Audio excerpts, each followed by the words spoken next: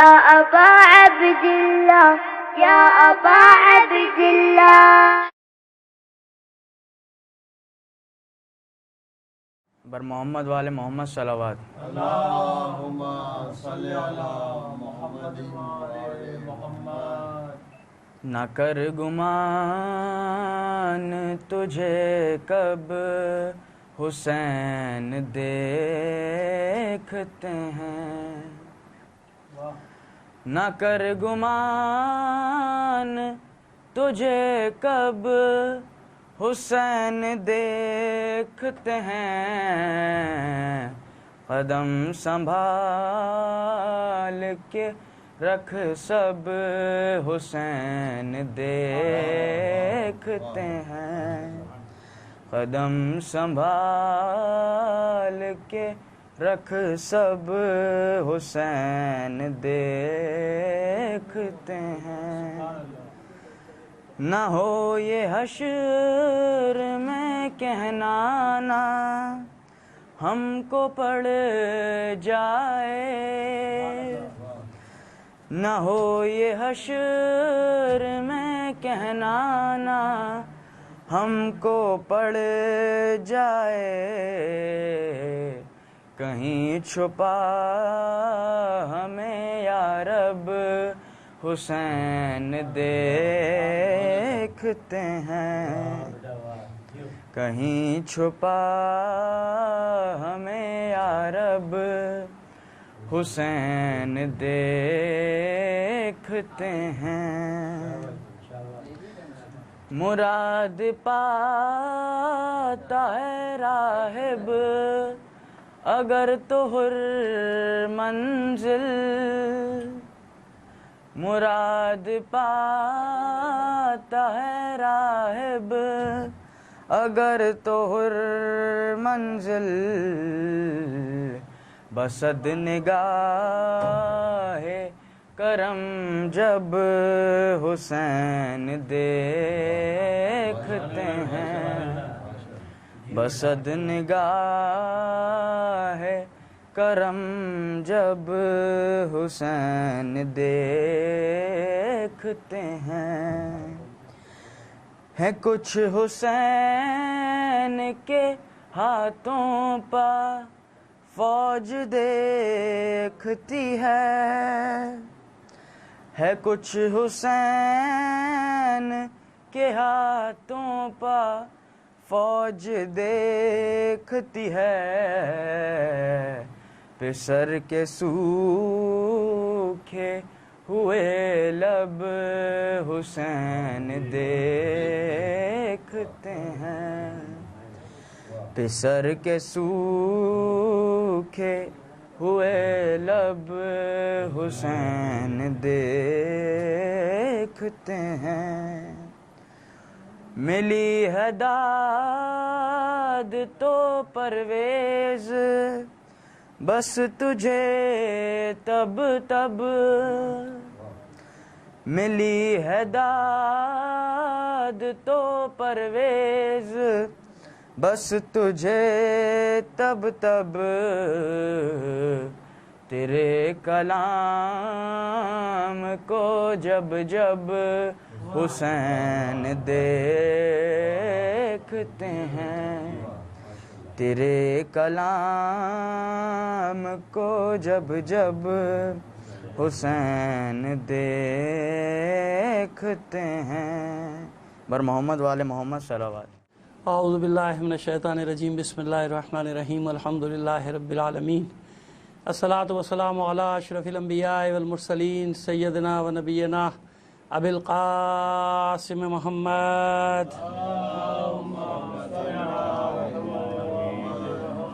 وآلہ الطیبین الطاہرین المعصومین ولعنۃ اللہ علی اعدائہم اجمعین من الآن الی قیام یوم الدین. اما بعد فقد قال اللہ تعالی فی کتابہ المبین وہو اصدق القائلین وقولہ الحق.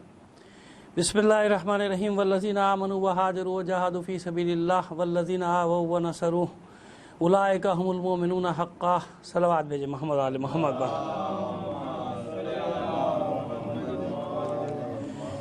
آپ سے درخواست ہے اپنے تمام مرحومین کے لیے، تمام شہدائے ملت کے لیے، علی جاوید زیدی صاحب، وقار حیدر زیدی صاحب اور نیاز حسین رضوی صاحب کے تمام مرحومین کے اثار ثواب کے لیے سورہ فاتحہ پڑھ کر بخش دیجیے گا۔ بسم اللہ۔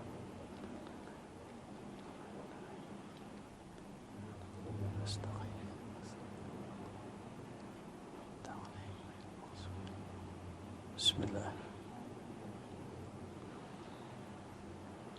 صلوات نائے فرما دیں محمد آل محمد۔ ایک بار اور صلوات بھیج دیجیے محمد۔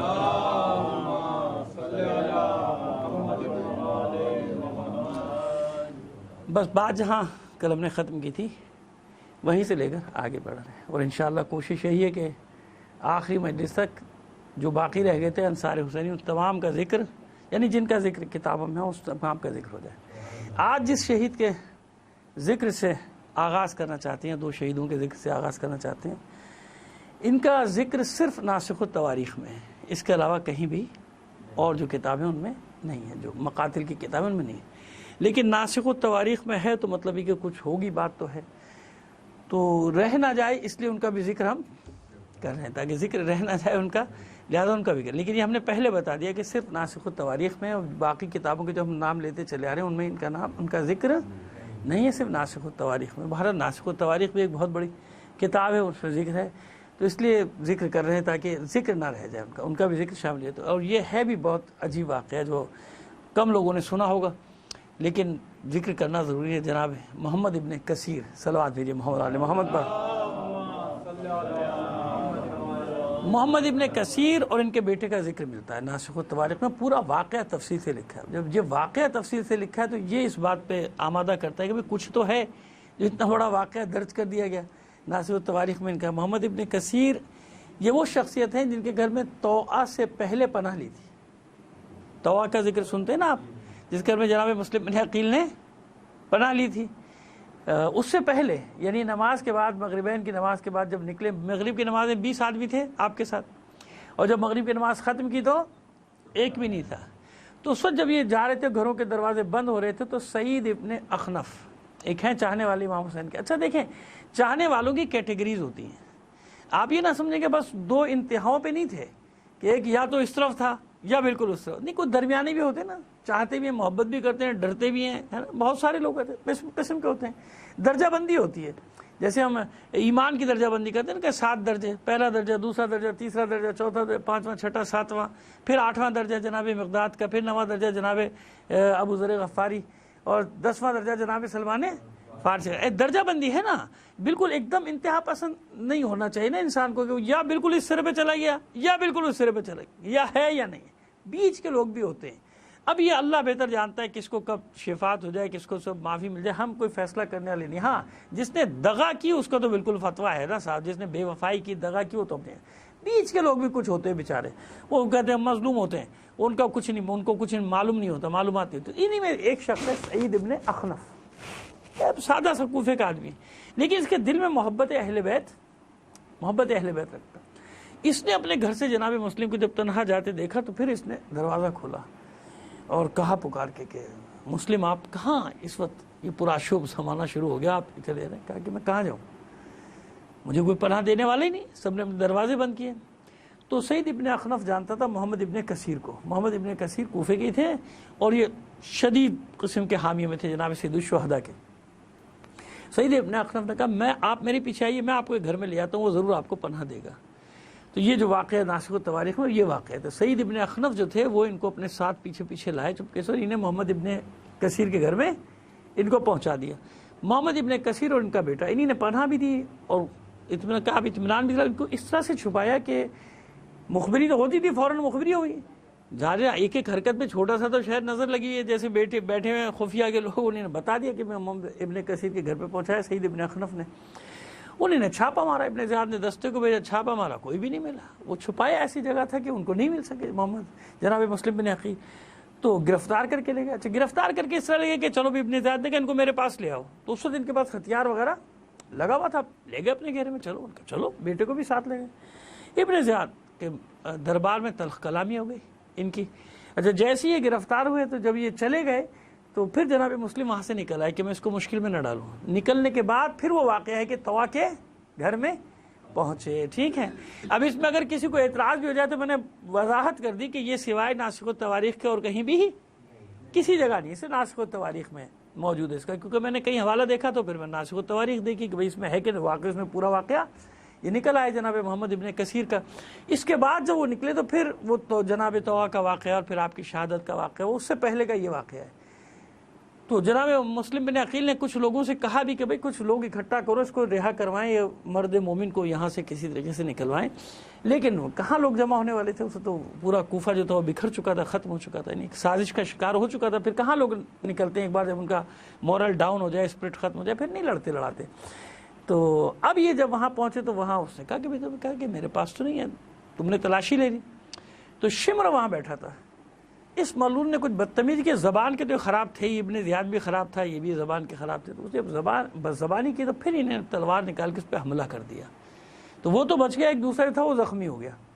جو زخمی ہوا تو پھر یہ ان کے اوپر ٹوٹ پڑے لوگ. ابن زیاد نے بھی حکم دیا کہ ان کو قتل کر دو. تو یہ دونوں باپ بیٹے وہاں پہ محمد ابن کثیر اور ان کا بیٹا دربار ابن زیاد میں شہید کر دیے گئے.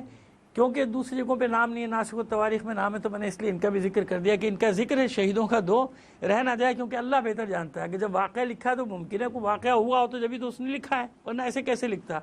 لیکن بہرحال یہ ہم نے ایک باب کو ان کے مکمل کر دیا تاکہ ان کا نام نہ رہ جائے. صلوات بھیجیے محمد آل محمد پر.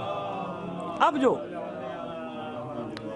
آج کی شخصیت یعنی جن کو ہم شخصیات کریں تو وہ ہیں جن کو امام زمانہ نے زیارت ناحیہ مقدسہ میں سلام بھیجا ہے. صلوات بھیجیے محمد آل محمد پر. السلام علی عمرو ابن قرظہ انصاری. انصاری سے معلوم ہو گیا کہ مدینے کے ہیں.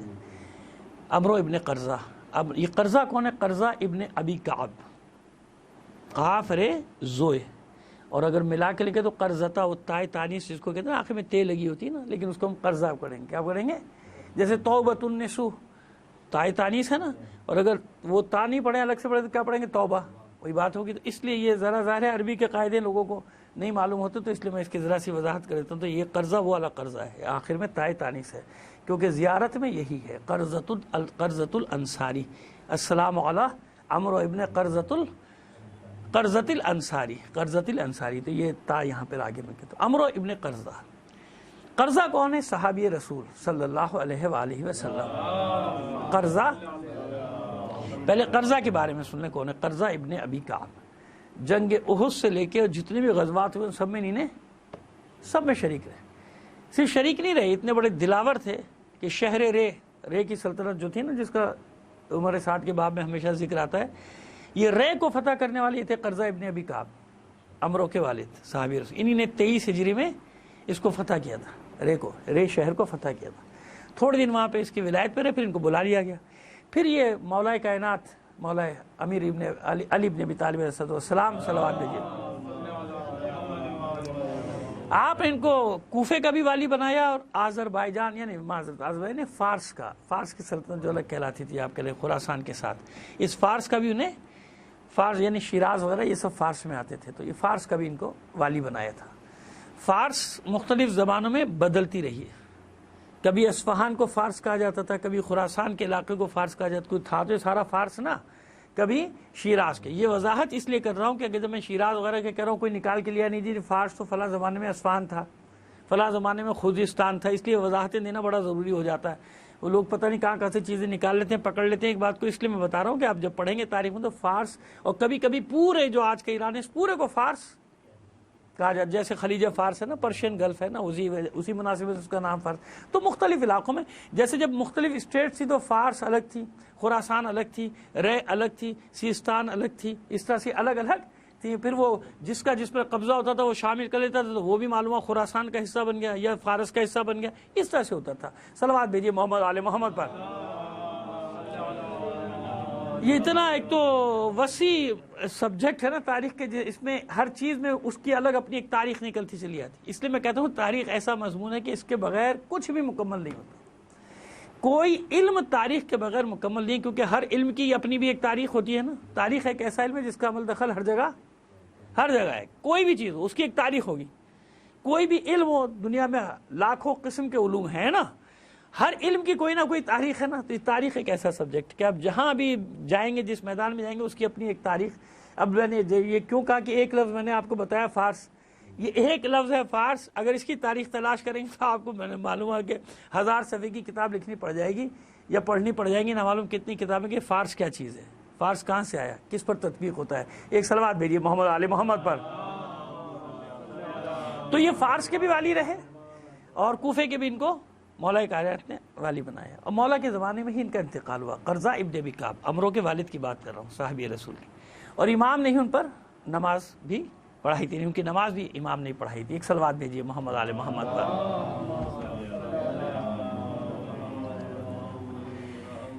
امام نے ان کی نماز. تو ان کے بیٹے ہیں یہ عمرو.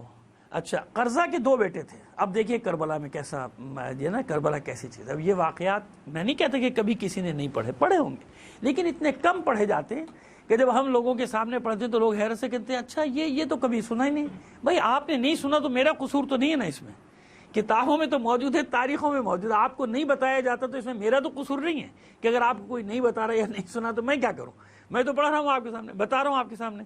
قرظہ ابن ابی کعب کے 2 بیٹے تھے. ایک کا نام تھا عمرو، جن کا میں ذکر کر رہا ہوں. ایک کا نام تھا علی. علی ابن عمرو، علی ابن قرظہ اور عمرو ابن قرظہ. علی ابن قرظہ کس کے ساتھ تھا؟ عمر سعد کے ساتھ، اس کے لشکر میں تھا علی ابن قرظہ. اور عمرو ابن قرظہ کدھر تھے؟ جناب سید الشہداء کے ساتھ. یہ ادھر آ گئے. اپنے بھائی کو بہت سمجھایا، اس کی سمجھ میں نہیں آیا کہ یہ نہیں ہو سکتا. یعنی وہ حق اور باطل والا معاملہ تھا. ایک یہی صحیح سمجھتا تھا، ایک دوسرا جو تھا وہ صحیح سمجھتا تھا. تو یہ ایک بڑی عجیب سی بات ہے کہ عمرو ابن قرظہ انصاری جو تھے یہ سمجھاتے رہے اپنے بھائی کو کہ تو کیا کر رہا ہے، کس کے خلاف لڑے گا، کہاں جائے گا. ہمارا باپ صحابی رسول رہا، ہمارا باپ علی کا صحابی رہا، ہم علی والے ہیں سارے. تیرا نام باپ نے اسی وجہ سے علی رکھا، علی کی محبت میں. اب دیکھا آپ نے، میں جو بار بار کہتا ہوں کہ ناموں سے کوئی فرق نہیں پڑتا.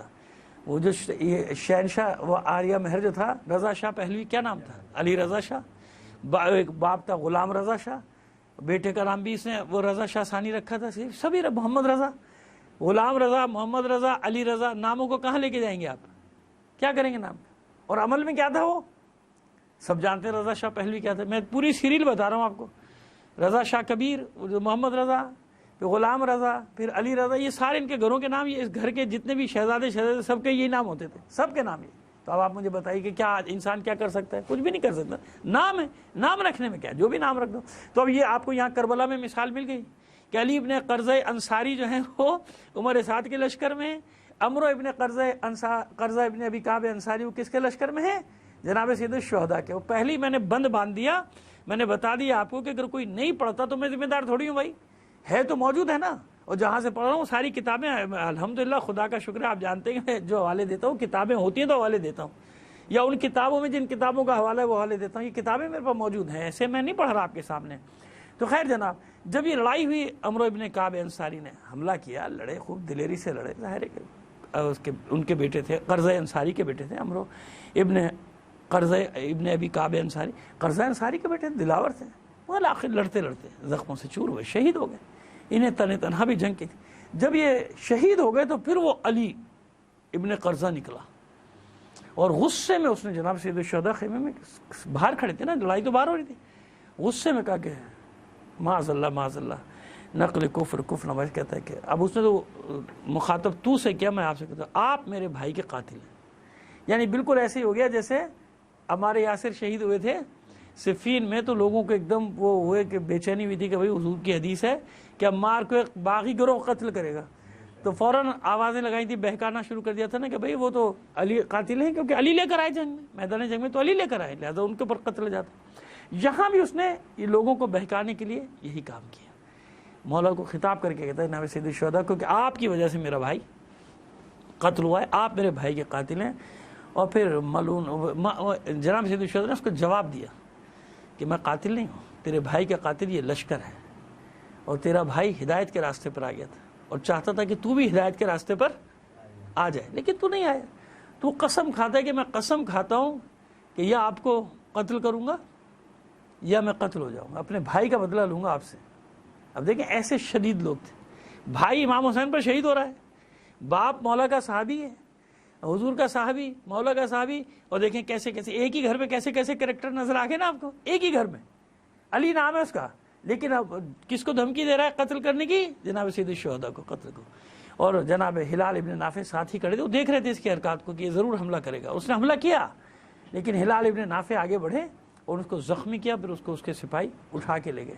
تو اب یہ کربلا میں ایک ہی طرح کے، ایک ہی گھر کے دو بھائی، ایک ہی باوفا مولا کے باوفا صحابی کے بیٹے، ایک جو تھا جناب سید الشہداء پہ قربان ہو رہا ہے، ایک جناب سید الشہداء کو قتل کرنے کی قسم کھا رہا ہے. صلوات بھیجیے محمد علی محمد پر. یہ عمرو ابن کعب ابن ایک اس کے بعد اور ہے، ان کا بھی نام عمرو ہے، لیکن وہ ہیں عمرو ابن ابی بشر. عمرو ابن ابی بشر ازدی یمنی، یہ وہ یمنی جو قبیلہ بنی از جس کا میں بتاتا چلا رہا ہوں، یہ اس میں سے ہے. یہ بڑی ٹیکنک سے نکل کر آئے تھے، یہ بیعت کرنے والے تھے جناب مسلم کے، کیا کریں راستہ نہیں نکلنے کا. تو یہ بھی وہی ترکیب استعمال کی کہ لشکر میں شامل ہو گئے، لشکر میں شامل ہوئے، اور لشکر میں شامل ہونے کے بعد سیدھے جب وہ کربلا پہنچا لشکر تو سیدھے ادھر آ گئے. تو کتنے لوگوں کا میں بتا چکا ہوں آپ کو کہ وہاں سے عمر ساتھ کے لشکر میں آئے، یعنی جنہیں وعدہ پورا کرنا تھا ان کے پاس بہت سارے راستے تھے، اور انہوں نے اپنے وعدے، اپنے عہد و پیمان کو نبھایا. اور جن کو اپنے عہد و پیمان کو پورا نہیں ہوتا، نہیں کرنا ہوتا، آپ کچھ بھی کر لیجیے، وہ اپنا عہد و پیمان پورا، وہ کبھی بھی اپنا عہد و پیمان پورا نہیں کرے، انہیں عہد و پیمان پورا ہی نہیں کرنا، لہٰذا وہ جو چاہیں گے کریں گے. تو لہٰذا یہ اس ترکیب سے یہاں پر آئے. اور ظہر سے پہلے لڑنے والوں میں آخری شہید یہ تھے، ظہر سے پہلے تن بتن لڑائی لڑتے ہوئے شہید ہوئے، ان میں یہ آخری شہید یہ تھے جناب عمرو ابن ابی بشر، یہ وہ تھے. اس کے بعد ایک ہے قاسم ابن حبیب ازدی، وہ بھی یمنی قبائل کے ہیں، قاسم ابن حبیب ازدی.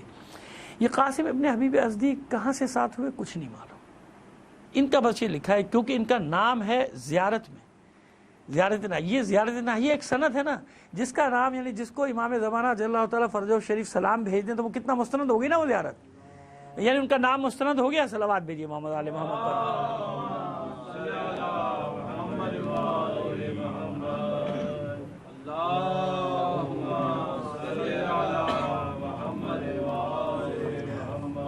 ایک بار اور صلوات بھیج دیجیے گا.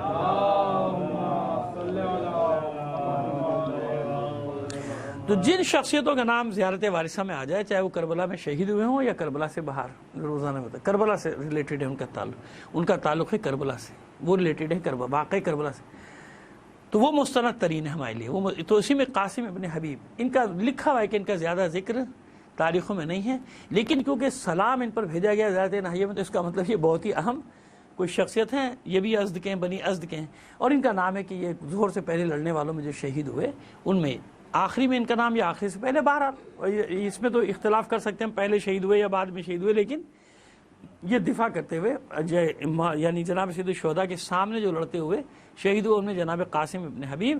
اور بس ہاں یہ ضرور لکھا ہے کہ ان کے جسم پر اتنے زخم تھے کہ شمار کرنا مشکل تھا، یعنی اتنی بے جگری سے یہ لڑے تھے، تو اتنے زخم تھے کہ یعنی درجنوں کے حساب سے ان کے جسم پر زخم تھے جو انہوں نے کھائے، یعنی جناب سید الشہداء کا دفاع کرتے ہوئے جنہوں نے زخم کھائے درجنوں کی تعداد میں انہوں نے زخم کھائے. اب آئیے ایک اور نام، یزید ابن حسین مشرقی حمدانی.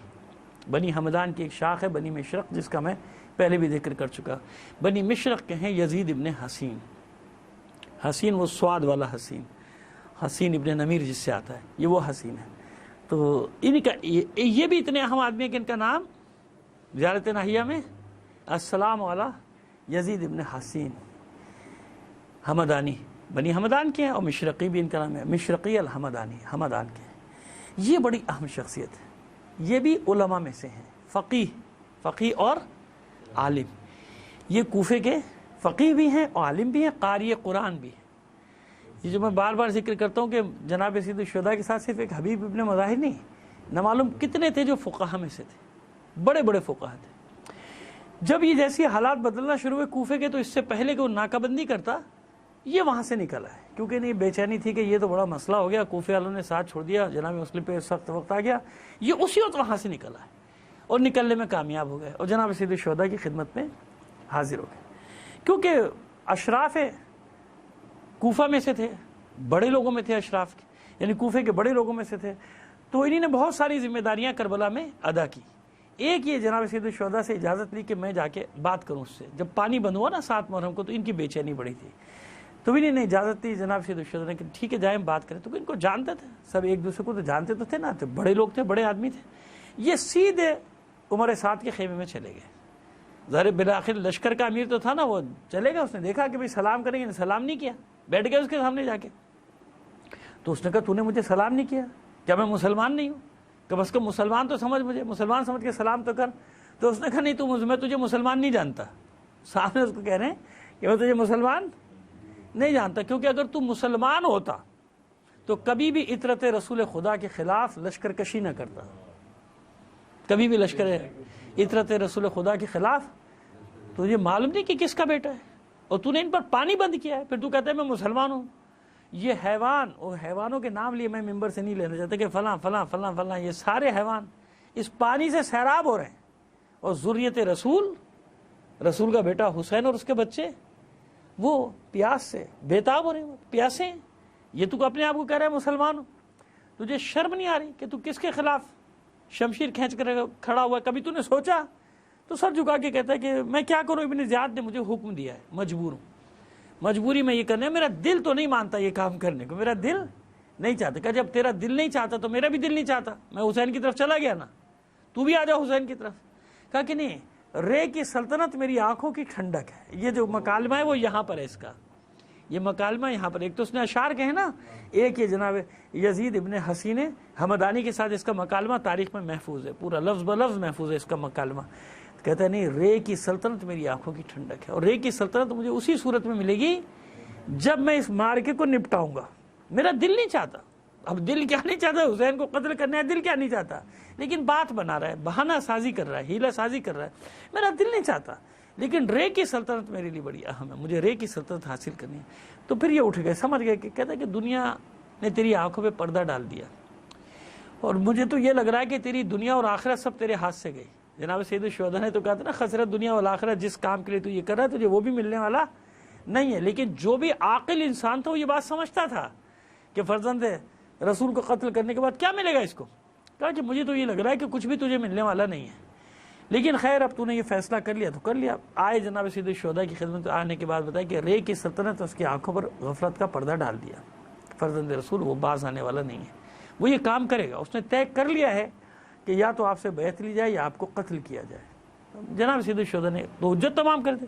کہا کہ مجھے معلوم ہے, لیکن میں قیامت کے دن کے لیے کوئی بات رکھنا نہیں چاہتا. اس لیے جس نے بھی جناب سید الشہداء سے کہا مذاکرات کے لیے بات چیت کرنے, انہوں نے بھیجا کہ جاؤ بات کر کے آؤ.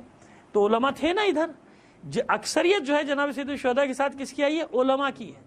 ایک جناب حبیب ابن مظاہر کا نام تو اپنی جگہ پر ہے نا, فقیہ کوفہ کی حیثیت سے وہ اپنی جگہ پر نام, لیکن میجورٹی کس کی ہے, علماء کی. تاکہ قیامت تک کے لیے بتا رہے کہ آج کا مسئلہ نہیں ہے, اس وقت بھی ایسے ہی مسئلہ تھا کہ جو علماء حق تھے وہ چاہے مٹھی بھر ہوں, حبیب ابن مظاہر کی صورت میں ہو, یزید ابن حسین کی صورت میں ہو, حنظلہ وہ جو کوفے کے ایک اور میں نے عالم کا ذکر کیا تھا آپ کے سامنے, وہ جناب حنظلہ کی صورت میں ہو. یہ فقہا ہمیشہ جو حق پر, اس وقت بھی علماء سو تھے, علماء حق چاہے مٹھی بھر تھے, لیکن تاریخ میں انہوں نے باب رقم کر دیا کہ یہ کبھی بھی نہیں ہو سکتا کہ ساری دنیا کے ملا اپنا ضمیر بیچ دیں, لیکن جو حق کو جانتے ہیں وہ اپنی گردن تو کٹوا سکتے ہیں, لیکن باطل کے سامنے کبھی اپنا سر نہیں جھکا سکتے. صلوات بھیجیے محمد آل محمد پر. ذرا سا بلند آواز سے ایک صلوات بھیج دیجیے, کم تو ہیں آپ لیکن پھر بھی. آئیے, یہ جو میں بات فقہ کی کر رہا ہوں یہ آج کے زمانے کے حساب سے کر رہا ہوں. آج کیا مسئلہ ہے, ایک معیار ہمیشہ بتایا جاتا ہے آپ کو, ہمیشہ, اور معیار بھی یہی ہے کہ بھئی یہ دیکھ لیں کہ یزید کے ساتھ کون ہے. بھئی یزید کے ساتھ کون ہے, قاضی شریح اور 400 سے لے کر 700 مفتیان دین ہیں. کتنے؟ 700. وہ آج جب آپ کے خلاف بات کی جاتی تو کچھ احمق یہی حوالہ دے رہے ہیں کہ 300 مولویوں نے کہا ہے, 350 مولویوں نے فتویٰ دیا ہے, اور 3.5 لاکھ مولوی فتویٰ دے دیں. حق حق رہے گا, باطل باطل رہے گا. یعنی کچھ بھی فتویٰ لے لو, کہیں سے لے لو. اور سب سے بڑی ان کو اتنی سی بات سمجھ میں نہیں آتی کہ پوری تاریخ میں جس نے ایسا کیا ان سب کا نام و نشان مٹا نہیں. میں خود کہہ رہا ہوں نہیں مٹا نام, قبروں کے نشان نہیں ہے مگر نام نہیں مٹا. ان کا بھی نام باقی ہے, مگر کس طرح سے باقی ہے, لعنت کے لیے باقی ہے. یعنی اتنی سی بات ان کو سمجھ میں نہیں آ رہی کہ جب کوئی فرزند رسول سے ٹکرایا ہے، چاہے حسین سے ٹکرائے چاہے حسینیت سے ٹکرائے، آج حسینیت ہے نا جس سے ٹکرا رہے ہیں، حسین سے ٹکرایا جب بھی لعنت کا نشان بن گیا اس کا نام، حسینیت سے ٹکرایا جب بھی۔ صدام کا حشر کیا ہوا، قذافی جو قاتل آیت اللہ امام موسیٰ صدر کا کیا حشر ہوا، ابھی دیکھ لیں آپ، اور ابھی دیکھیے گا کہ آل سعود کا کیا حشر ہونے جا رہا ہے۔ ہمارے ہاتھوں نہیں، اطمینان رکھیے، ہم وہ حشر کر ہی نہیں سکتے۔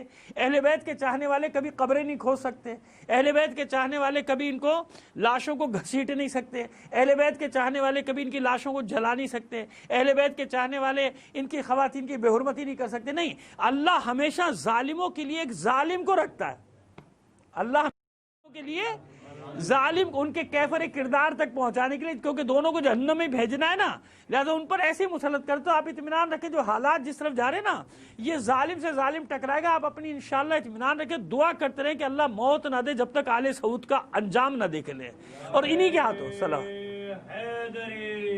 یا اور یہ نہیں کے ہاتھوں، ان کے اپنے لوگوں کے ہاتھوں۔ اطمینان رکھیے، جو میں نے آپ سے بات کی، کیونکہ ہم تو وہ کام نہیں کر سکتے نا، اہل بیت کے چاہنے والے کبھی بھی یہ کام نہیں کر سکتے، لیکن ان پر مسلط ایسے ہوں گے کہ آپ دیکھیں گا کہ یہ ان کو چھٹی کا دودھ یاد دلا دیں گے، اور وہی ان کو زمانہ یاد آ جائے گا۔ ان سب کو بنی امیہ کے ساتھ جو کہتے ہیں نا، قبریں کھودی تھی اور ہڈیوں کو نکال کے جلایا تھا، کس نے؟ بنی عباس نے۔ بنی عباس کے ساتھ بھی یہی ہوتا رہا، ان سب کے لہٰذا کسی کے نام و نشانی باقی نہیں۔ تو یہ ان کی عقل میں نہیں آ رہا کہ کر کیا رہے ہو تم، اپنے بھیانک انجام کی تیاریاں کرو کہ سب جو حسینیت سے ٹکرائے گا اس کے، یہ ہم نہیں کر سکتے، نہ ہم نے کبھی دعویٰ کیا ہے۔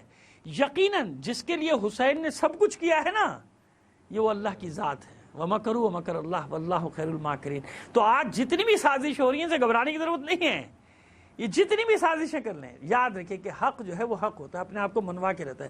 آج انہی علماء میں سے ایک ایک کا نام زندہ ہے، میں ایک ایک کا ذکر کر رہا ہوں نا۔ قاضی شرح کا نام زندہ ہے لعنت کے لیے، جس نے قتل حسین کا فتویٰ دیا۔ اس کے ساتھ جو 700 تھے یا 400 تھے، کسی کا نام معلوم ہے کسی کو؟ نہیں معلوم نا۔ تو سینکڑوں جو تھے مٹ گئے، فنا ہو گئے، اور جو حسین کے ساتھ تھے جتنے بھی تھے فقہا، جتنے علماء تھے، ان سب کا ایک ایک کا نام زندہ۔ یہ اللہ کا انعام ہے کہ رہتی دنیا تک تمہارا ذکر عزت کے ساتھ زندہ رہے گا۔ صلوات بھیجیے محمد آل محمد پر۔ عزت کے ساتھ جن کے نام کو زندہ رکھا ہے وہ کون ہیں؟ وہ فقہا، وہ علماء جو حسین کے ساتھ تھے۔ ابھی اس صدیوں میں دیکھ لیں، امام موسیٰ صدر کی قبر بھی نہیں معلوم کہاں ہے، جیسے شہید اول کا نہیں معلوم، جیسے شہید ثانی کا نہیں معلوم، شہید ثالث کی تو ہے، شہید اول شہید ثانی کی معلوم کیا ہے ہی نہیں، قبر ہی نہیں۔ ایک کی لاش کو جلا دیا، ایک کو سمندر میں غرق کر دیا، لیکن شہید اول بھی زندہ ہے، شہید ثانی بھی زندہ ہے۔ اسی طرح آیت اللہ امام موسیٰ صدر کہاں ہے قبر، کدھر قتل کیا، کیسے، کچھ نہیں معلوم، لیکن وہ زندہ ہیں عزت کے ساتھ۔ اور جس نے قتل کیا قذافی، آپ نے دیکھ لیا، اسی کی قوم نے، ہم نے نہیں کیا، کس نے اس کا حشر کیا؟ اسی کی قوم نے اس کا کیا حشر کیا، دیکھا آپ نے، بھیانک انجام۔ صدام کا حشر اس کی قوم نے کیا، ہم نے نہیں کیا، جو بھی حشر کیا ان کی قوم نے کیا حشر کیا اس کے ساتھ، آپ نے دیکھا۔ ہم الحمدللہ خدا کا شکر ہے، تمام مراحل سے گزرنے کے بعد عزت کے ساتھ سرخرو ہیں۔ صلوات بھیجیے محمد آل محمد پر۔ جس نے بھی جہاں جہاں نصرت کی ہے، اور میں ہر سال ایک ناصرہ کا بھی ذکر کرتا ہوں نا، نصرت کرنے والی کا بھی ذکر کرتا ہوں، مدد کرنے والی کا بھی ذکر کرتا ہوں۔ حسین نے اس کو بھی زندہ رکھا، حسین نے اس کو بھی مرنے نہیں دیا، یعنی جناب شیریں۔ صلوات بھیجیے محمد آل محمد پر۔ اب وہ کیونکہ طبیعت بھی ایسی چل رہی ہے، لہٰذا سب مصائب پر آ جاتے ہیں، اور پھر جو کچھ چند نام رہ گئے وہ انشاءاللہ آئندہ کی مجالس میں پیش کر دیا۔ جناب شیریں کا واقعہ بڑا عجیب واقعہ ہے، نام ہی سے معلوم ہے نا کہ عجم ہے، عرب تو ہے نہیں، جناب شیریں عجم ہے۔ اور جناب شیریں آئی تھی جناب شہر بانو کے ساتھ، جناب شہر بانو کی کنیز، جناب شہر بانو کے سے امامت چلی نا، یعنی آپ کے رحم مطہرہ سے جناب شہر بانو امام سجاد علیہ السلام کی والد گرامی۔ جناب شہر بانو کے بارے میں مختلف روایات ہیں نا، کچھ روایت کے مطابق آپ کا فوراً ہی انتقال ہو گیا تھا جب آپ یعنی ولادت ہوئی ہے، جب آپ تشریف لائے ہیں چوتھے امام، تو اسی وقت آپ کہتے ہو۔ کچھ میں کہ نہیں واقع کربلا تک تھی، واقع کربلا میں کہتے ہیں کہ زلجنہ پہ سوار ہوئی ہیں تمام تبرکات سے، اور پھر زلجنہ تھا وہ نہر میں گر گیا، غائب ہو گیا۔ کچھ میں ہے کہ ان کا بھائی واقع کربلا کے بعد کسی محفوظ جگہ پہ تھی، جہاں بھی تھیں ان کا بھائی شہریار، شہزادہ شہریار ان کو ساتھ لے گیا تھا، وہ جو رے میں ان کا، اب تو وہ تہران ہو گیا سارا، لیکن اصل میں تو وہ رے ہے۔ رے کے مقام پہ جو آپ پہاڑی پہ قبر مبارک دیکھتے ہیں نا، تو ہم تو جاتے ہیں زیارت کے لیے۔ میں نے عرض کیا نا کہ پہلے بھی عرض کر چکا ہوں کہ لوگ خواہ مخواہ میں اعتراضات نکالتے ہیں، اور وہ کتنی روایتیں کہ جناب شہربانوں کے لیے دیتے ہیں، کتنی روایتیں، لیکن اس کے باوجود جب ہم جاتے ہیں زیارت کر کے آتے ہیں نا کہ بھئی یہ زیارت تو منسوب ہے نا بیوی کے نام سے، جب منسوب ہے تو جاؤ بھائی زیارت کر کے آؤ، اللہ علم بالثواب، ہماری نیت تو وہی ہے کہ اللہ کے پیارے ہیں، اگر ہے تو ٹھیک ہے بھائی، نہیں ہے تو اللہ بہتر جانتا ہے، ہمیں تو ثواب زیارت کا تو مل رہا ہے نا، زیارت کا ثواب۔ تو اس لیے کسی شخصیت ہستی کے بارے میں زبان کھولنے سے پہلے انسان 1000 بار سوچا کرے کہ میں کیا کہہ رہا ہوں، اگر صحیح ہے تو میں غلط ہوں، کتنا مجھے یعنی گناہ کا کام کر رہا ہوں، اگر صحیح نہیں بھی ہے تو منسوب ہے نا، منسوب امام کے نام سے، منسوب ہے کسی معصومہ کے نام سے، منسوب ہے کسی مقدس ہستی کے نام، تو اس میں مین میخ کیوں نکال رہے ہو؟ کیا معلوم کہ اصلی ہو؟ جو قرائن بتا رہے ہیں، صدیوں کے قرائن بتا رہے ہیں، یہ جناب شہربانو سلام اللہ علیہ کا جو روضہ ہے رے میں تہران کے مقام پہ، صلوات بھیجیے محمد علیہ محمد پر۔ مطلب یہ کوئی آج کا تو نہیں، کسی نے آج تو نہیں بنا دیا کہ بھئی کوئی آج کی بات ہو، کسی نے جیسے ہوتا ہے وہ جالی بنا کے رکھ دی ایک چیز۔ ہم مختلف سڑک کا نام لینا چاہتا، وہ سڑکیں ہمارے سامنے بنی، سڑکوں پہ جاتے تھے، وہ ہوتے ہوتے دیکھا پہلے وہ وہاں پہ ہوا، اور اس کے بعد ایک بڑا مزار بن گیا۔ ہم نے کہا بھائی یہاں تو کوئی تھا ہی نہیں، یہ کیا ہو گیا، ہمیں کیا، تو ہمارے سامنے بن گیا۔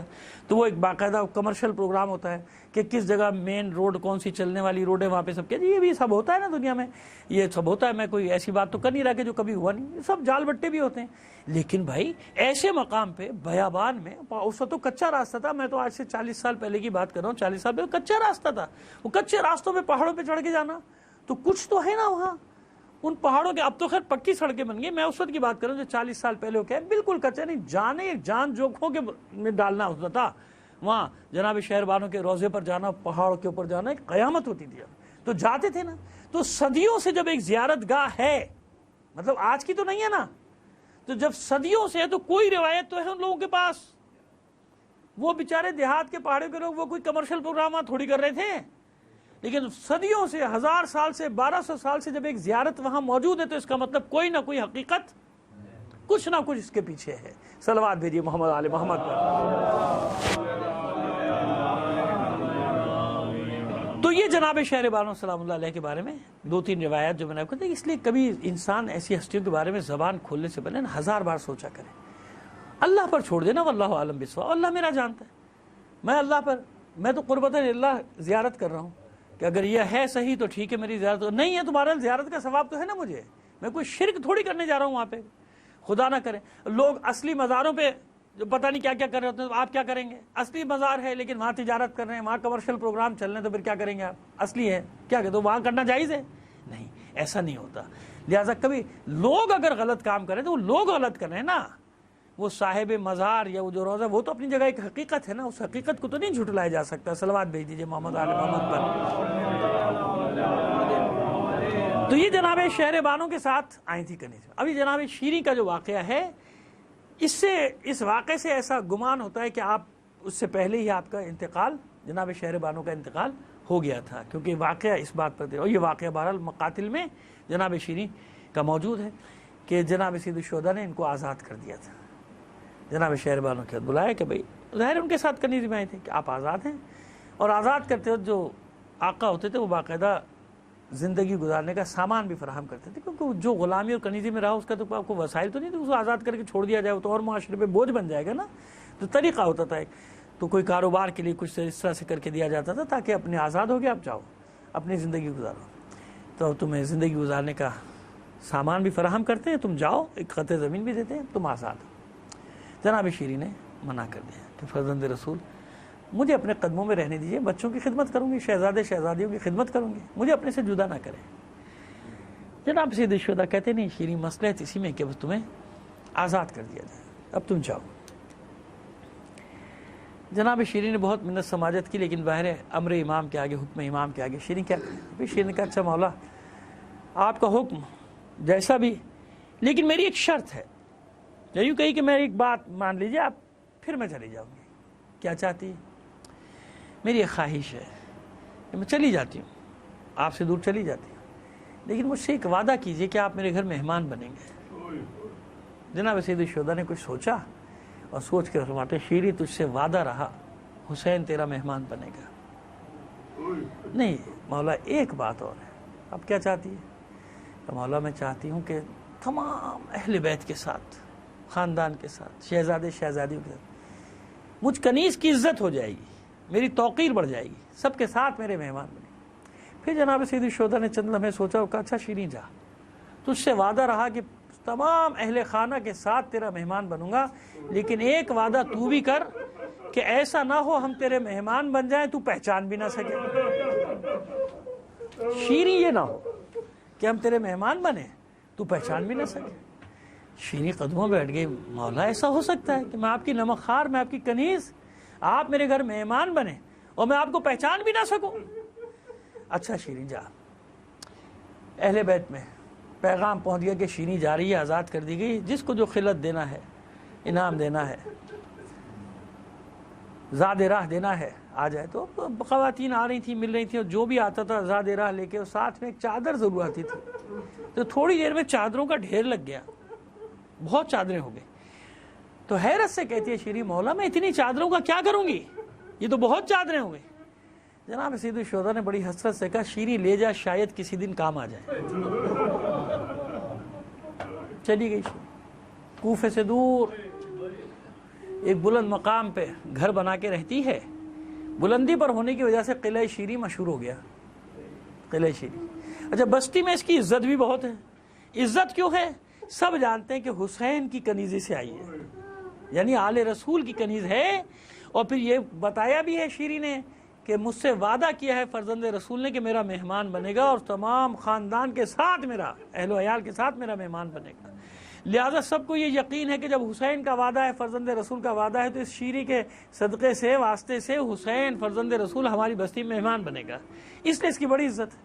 اب یہ بھی انتظار کر رہی ہے، دن مہینے سال گزرتے چلے جا رہے ہیں، اس کے بے چینی بڑھتی چلی جا رہی ہے کہ میرے مہمان نہیں آتے، میرے مہمان نہیں آتے. آخر ایک زمانہ آیا جب یہ خبر آنے جانے والے قافلوں سے ملی کہ حسین نے مدینہ ترک کر دیا، عراق کی طرف آ رہے، کوفے کی طرف. خوش ہو گئی، دوڑ گئی پوری بستی میں، دوڑ گئی ایک ایک گھر میں بیویوں کو جا کے بتایا دیکھو میں نہ کہتی تھی میرا مولا حسین میرا مہمان بنے گا، آ رہا ہے، عراق کی طرف آ رہا ہے، اور یقیناً میرے گھر آئے گا، تیاریاں کرو. پوری بستی میں تیاریاں شروع ہو گئیں. فرزند رسول مہمان بنے گا ہمارا، ہماری بستی میں آئے گا. آپ جانتے ہیں جیسا مہمان ہو ویسی تیاریاں. میں تو تصور کر سکتا ہوں کہ کیسا سجایا جا رہا ہوگا پوری بستی کو. اور شیریں کا کیا حال ہوگا، اپنے گھر کو کیسے سجا رہی ہوتا ہے نا، جتنا بڑا مہمان ہو اس کے لیے ویسی اہتمام کیا جاتا ہے. پھر شیریں کو تو وقت بھی مل گیا، نیا رنگ و روغن، سارے جناب نئے مسندیں لگائی جا رہی ہیں، نئے تکیے، نئے متکے جس کو کہتے ہیں متکے، وہ سب بنائے جا رہے ہیں، بچھائے جا رہے ہیں. اور پھر طے کیا جا رہا ہے کہ یہ حجرہ کس کا، یہ میرے مولا حسین کا حجرہ، یہ میرے آقا عباس کا حجرہ، یہ علی اکبر کا حجرہ، یہ ثانیہ زہرا کا حجرہ، یہ میری شہزادی ام کلثوم کا حجرہ. میں تو ایک منظر کشی کر رہا ہوں تصور میں کہ کس طرح سے لوگ کرتے ہیں، ایسے شیریں کر رہی ہوگی. لیکن پھر عجیب عجیب خبریں آنا شروع، خبریں تو آتی نا کیونکہ قافلے آتے جاتے، لیکن شیریں کسی خبر پہ یقین نہیں کرتی تھی کیونکہ اسے یہ معلوم تھا کہ امام کا وعدہ ہے، جب امام کا وعدہ ہے تو پورا ہوگا. کسی خبر پہ یقین نہیں کرتی تھی. دن بڑھتے گئے، شیریں کا اضطراب بڑھتا چلا گیا. پھر تو یہ حال ہوا کہ شیریں صبح ہوتی تھی نکل جاتی تھی اور کوفے سے آنے والے راستے پر بیٹھ جاتی تھی. ہر آنے جانے والے قافلے کو دیکھتی تھی اور شام کو حسرت و یاس کے عالم میں واپس آ جاتی تھی کہ میرے مہمان نہیں ہے، میرا حسین نہیں ہے. ایک رات ایسا ہی ہوا، جب سورج غروب ہوا واپس آئی، قلعے میں استراحت کے لیے اپنے حجرے میں گئی. قلعے کے دروازے بند ہو گئے. کچھ ہی دیر میں خادموں نے آ کے اٹھایا، آواز دی اس کو کہ حاکم کا قافلہ آیا ہے دروازے پہ، باغیوں کے سر شام لے کر جا رہے ہیں، رات تیرے قلعے میں گزارنا چاہتے ہیں. اور ان کے ساتھ قیدی بھی ہیں، قیدیوں میں اکثریت خواتین اور بچوں کی ہے. یہ سن کے خود آ گئی اٹھ کے.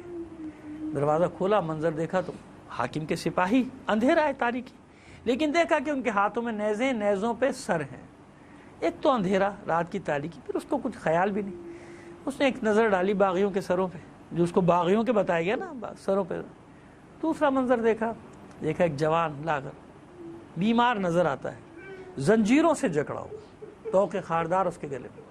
ترس آ گیا اس جوان پہ، شیریں کو. تیسرا منظر جو دیکھا، تڑپ اٹھی شیریں. ناقے ہیں، ناقوں پہ بیبیاں، سروں پہ چادریں نہیں ہیں، ہاتھ پس پشت بندے ہیں. اچھا، شیریں کے تڑپنے کی وجہ یہ تھی کہ شیریں کہتی ہے کوئی بہت ہی معزز اور شریف خاندان کی خواتین، کیونکہ اپنے چہرے کا پردہ اپنے بالوں سے کیا ہے، اپنے منہ چھپا رہی ہیں ایک دوسرے سے۔ فوراً حکم دیا، کھول دو دروازے، حجرے کھول دو۔ یہ سب اندر داخل ہوئے قیدیوں کے ساتھ، سپاہی حجروں میں چلے گئے۔ اس نے دیکھا کہ قیدی وہیں قلعے میں داخل ہو کر دیوار کے ساتھ بیٹھ گئے صحن میں۔ سمجھ گئی کہ ان پہ بہت ظلم ہو رہا ہے، سپاہیوں کے پاس آئی، دیکھو میرا گھر ہے، اگر اجازت دو تو یہ قیدیوں کے لیے بھی کچھ حجرے کھلوا دوں۔ کہا ہمیں کوئی اعتراض نہیں، لے جاؤ۔ آئی جلدی جلدی، ہاتھ کھلوائے کنیزوں سے، ان کے بیویوں بچوں کے ہاتھ کھلوائے۔ کہا دیکھو میں نے اجازت لے لی، اطمینان سے آؤ، حجروں میں رہو، جتنی دیر میرے گھر میں اور جو خدمت ہو سکتی ہے میں کروں گی تمہاری، کیونکہ میں نے اپنے مولا سے سنا ہے کہ قیدیوں کے ساتھ زیادتی نہ کرنا، قیدیوں پر ظلم نہ کرنا، قیدیوں سے رحم سے پیش آنا، جو مجھ سے خدمت ہوگی میں تمہاری خدمت کروں گی، آ جاؤ۔ سب کو لے کر آئی، حجروں میں ٹھہر گئی بیویاں۔ حکم دیا ان کے لیے بہترین غذا تیار کرو۔ تو اس کے بعد کہتی ہے کہ دیکھو جو خدمت وہ تو کر ہی رہی ہوں، بس میری ایک حاجت ہے، دعا کرو میری حاجت پوری ہو جائے۔ تو ثانیہ زہرا نے، اب میں نے نام لے ہی دیا، بہرحال اس بیوی نے جس کے چہرے پر بال ہیں اور سب سے نمایاں ہے بیویوں میں، اس نے کہا شیریں بتائے گی تیری حاجت کیا ہے؟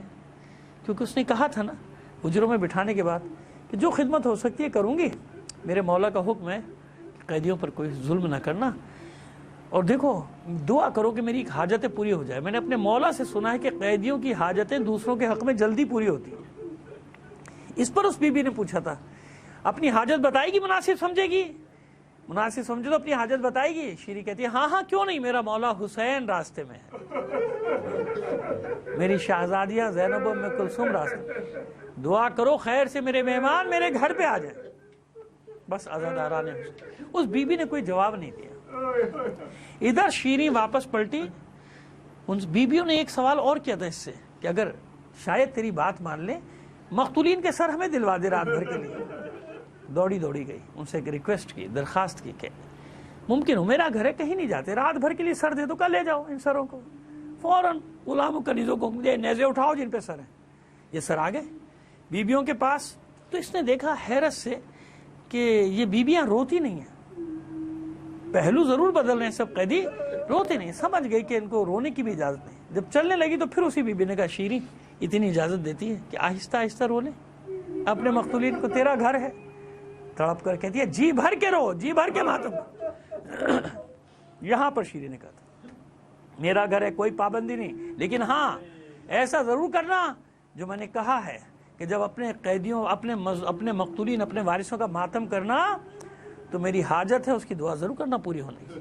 کوئی جواب نہیں دیا۔ شیریں واپس پلٹی، کانوں میں آواز آئی ہائے میرا ماں جایا حسین۔ بس یہ نام سنا واپس وہ بیوی، سب روئیں گے، تجھے رونے کی اجازت نہیں، اور دیکھ اگر رونا چاہتی ہے تو تیرے مقتول کا کوئی بھائی تھا، اس کا نام لے کے یہ نام لے کے میں تجھے رونے دیں۔ وہ بیوی کہتی ہے شیریں منظور ہے، قبول۔ ادھر شیریں واپس پلٹی، کانوں میں آواز آئی ہائے میرے عباس کا بھائی۔ پھر پلٹ کر کہتی ہے شیریں وہ بیوی یہ نام بھی نہ لے، اگر تیرے مقتول کا کوئی بیٹا تھا تو اس کا نام لے۔ وہ بیوی کہتی ہے شیریں یہ بھی قبول ہے۔ بس جو ہی شیریں واپس پلٹی، اب جو کانوں میں آواز آئی ہائے میرے اکبر کا بابا، اتنا سننا تھا، شیریں واپس مڑی، دوڑ کر اس بیوی کے قدموں میں بیٹھ گئی، ہاتھ جوڑ کے۔ او بیوی جب سے تو میرے گھر میں آئی ہے میرے دل کو قرار نہیں آتا،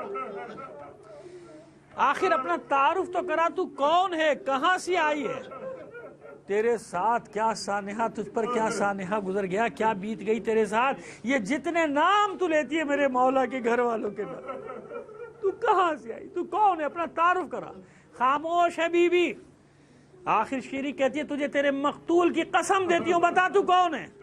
بس اب برداشت نہ ہوا ثانیہ زہرا سے، جیسے اس نے بھائی کی قسم دی، چہرے سے بال ہٹا کے کہا زینب نے کہا تھا نا شیریں بھائی کی قسم نہ دے، کہا تھا نا ہم نے کہا تھا، میرے بھائی نے یہ بھی تو تجھ سے کہا تھا کہ ایسا نہ ہو ہم تیرے مہمان بن جائیں تو پہچان بھی نہ سکے۔ شیریں نے پچھاڑے کھانے شروع کر دی، بی بی یہ میں کس حال میں دیکھ رہی ہوں، میرا آقا حسین کہاں ہے، میرا آقا عباس کہاں ہے، میرے شہزادہ علی اکبر، بس اتنے نام لے رہی ہے۔ ثانیہ زہرا نے ہاتھ تھام کر کہا بس کر شیریں بس کر، کس کس کا نام لے گی؟ بری سرکار کربلا میں لٹا کر آئی ہے زینب، سب کو گنج شہیدہ میں سلا کر آئی ہے زینب، کوئی باقی نہیں بچا شیریں، کوئی باقی نہیں بچا مردوں میں سوائے سید سجاد کے، کوئی باقی نہیں بچا۔ یہی تیرے وقت کا امام ہے۔ شیریں اپنے مولا سے ملنا چاہتی ہے، وہ دیکھ وہ جو بلند سر ہے نیزے پر، وہی تیرے مولا حسین کا سر ہے۔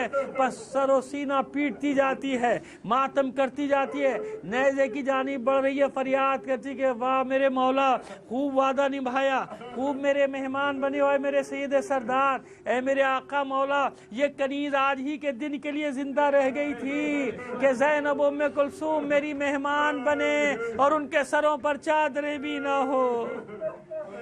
الا لعنت اللہ علی القوم الظالمین وسيعلم الذين ظلموا أيّا منقلب ينقلبون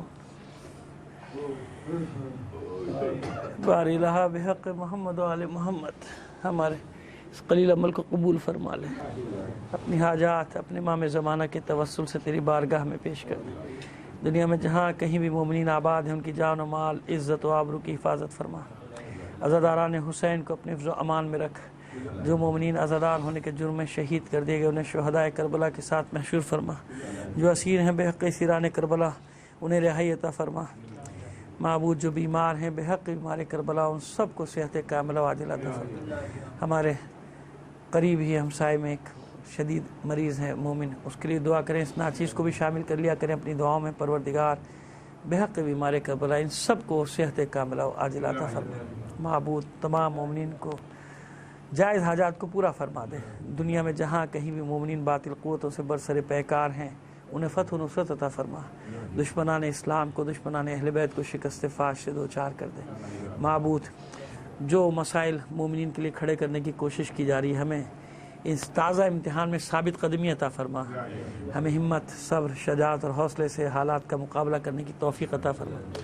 ہمیشہ جس طرح پروردگار تو مدد کرتا چلا آیا ہے، اس سازش کو بھی واپس دشمنوں کی طرف پلٹا دے، ان کو روح سیاہ کر دے، ان کو ذلیل و رسوا کر دے، جو اہل بیت اور اہل بیت کے چاہنے والوں کے خلاف ہمیشہ سے سازشوں میں مصروف رہتے ہیں۔ معبود ہم اس قابل نہیں، اس قابل بنا دے جب تیری آخری حجت کا ظہور ہو تو ہم اس کے ادنا سے سپاہیوں میں شامل ہو سکیں۔ تعجیل فرما ظہور امام زمانہ میں آپ سے درخواست کروں گا اپنے تمام مرحومین، تمام شہدائے ملت، خاص طور پہ علی جاوید زیدی صاحب کے مرحومین، وقار حیدر زیدی صاحب کے مرحومین اور نیاز حسین رضوی صاحب کے مرحومین کو شامل کر کے ایک بار سورہ فاتحہ، 3 بار سورہ اخلاص کی تلاوت فرما دیجیے گا۔ بسم اللہ الرحمن الرحیم، الحمدللہ۔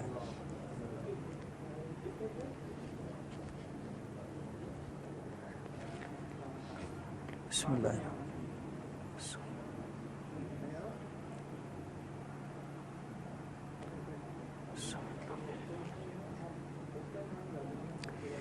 اللهم اغفر للمؤمنين والمؤمنات والمسلمين والمسلمات الأحياء منهم والأموات تابع بيننا وبينهم بالخيرات إنك مجيب الدعوات إنك على كل شيء قدير برحمتك يا أرحم الراحمين۔